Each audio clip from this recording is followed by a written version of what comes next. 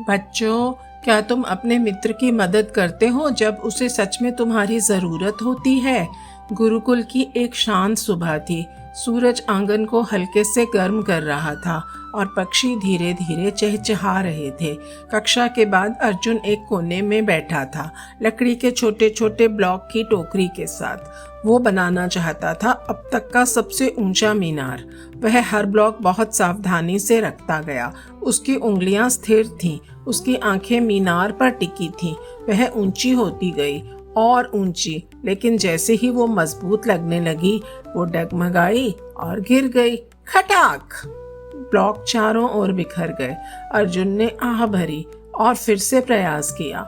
इस बार उसने और धीरे काम किया, हर टुकड़े को संतुलित किया और आखिरी ब्लॉक रखते समय अपनी सांस रोक ली।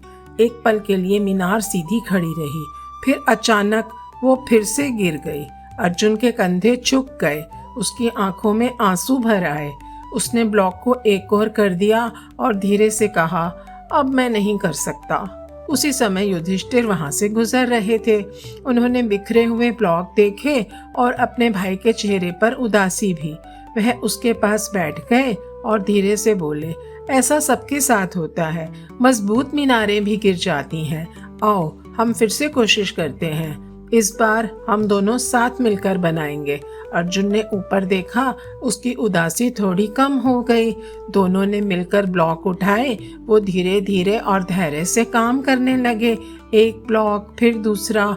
यदि कोई टुकड़ा झुकता तो वे उसे सीधा करते और आगे बढ़ते जाते। अर्जुन ने आखिरी ब्लॉक रखा। दोनों पीछे हटे। मीनार खड़ी थी, सीधी और स्थिर। तभी कुछ लड़के दौड़ते हुए वहां से गुजरे। जमीन हल्की सी हिली। अर्जुन घबरा गया। मीनार डगमगाई, लगभग गिर ही गई, पर तभी वो संभल गई और मजबूती से खड़ी रही। अर्जुन हंस पड़ा और युधिष्ठिर को कसकर गले लगा लिया। युधिष्ठिर मुस्कुराए और बोले, मैत्रः करुणः, अर्थात मित्रता और सबके प्रति करुणा का ही संदेश है। अर्जुन ने मीनार की ओर देखा और मुस्कुराया।